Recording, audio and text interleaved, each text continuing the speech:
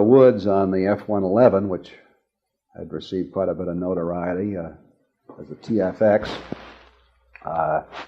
in the previous 10 years, and we had the problems of the C-5 airplane to contend with. You were there in a period of real controversy. And I found there was somebody in the Air Force named Ernie Fitzgerald who was very much admired by a Senator Proxmire. Oh, yes. And I received letters even before I joined the Air Force about what a wonderful public servant we had, and Ernest Fitzgerald, and he was sure I'd make good use of him. And it fell my lot to fire him. And just as I was leaving the Air Force after 4 years, there was an open civil service hearing, which had never been done before, which he insisted on. So with the press present, and I was not allowed to have counsel because at a civil service hearing, they try to get the views of all the individuals, you see. So I was there as an individual. Oh, yes.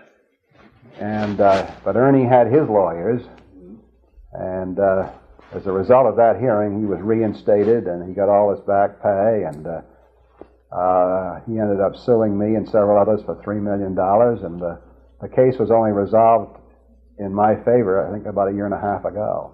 I'll be darned. That's an amazing story there. Yeah. One individual can stir up so much controversy. But I got myself in a book called that he wrote during this period when he wasn't working for the Air Force. It was called The High Priests of Waste. Oh, yes. And I'm the star villain. Oh, yes. Well, on so many of these things, accomplishment is almost forgotten to review trivialities on this thing. It's very disturbing. Well, just about this time, Nixon was reelected, and Mel Laird had always said he would only stay for one term. Elliot Richardson came in as the Secretary of Defense. As a matter of fact, I got my first call from him when I was in Anchorage, about to leave for Antarctica with Guy Stever.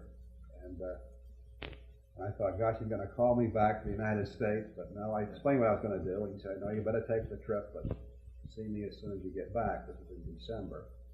So we flew down to Christchurch and went down to Antarctica, which was a very, very interesting trip. It was the most interesting trip I've ever had in my life. We went down with the Russians at Vostok and down to the South Pole and put a few rivets in the new shelter down there and so on. But then when I got back and talked to Elliot, I was very impressed with the way he was taking over that responsibility. I explained to him that I really wanted to get out of the Air Force. I'd been there for 4 years, and I thought that was long enough. The average time is 1.8 years for a Secretary of the Air Force. By the time I got out, I was there longer than anybody excepting Gene Zuckert. Oh, yeah. Who was there for 5 years. I saw Gene the other day. Did you really?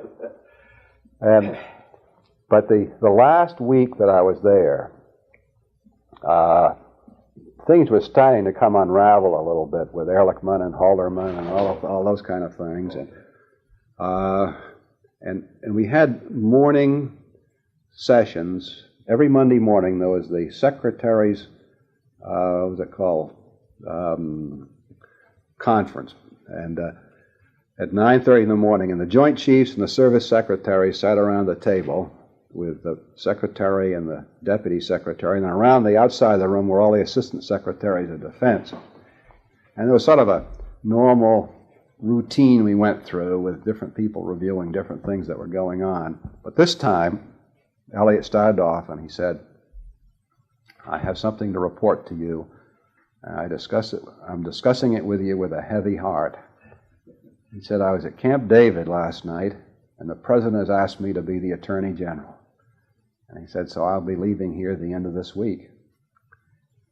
And so actually at the time I left, he was already being consumed with the problems he was going to really get into as Attorney General. Schlesinger had not yet been named as the new Secretary of Defense. And so I ended up leaving the Pentagon I'd written a letter and so on, but I'd never gotten any response. So I went over to become the president of the Academy of Engineering, and the first thing I did was to issue a news release saying, in effect, Bob Seamans is no longer at the Pentagon. He's over here at the Academy. Fine. Well, at that particular point, should we just pause for a moment? Sure. Fine.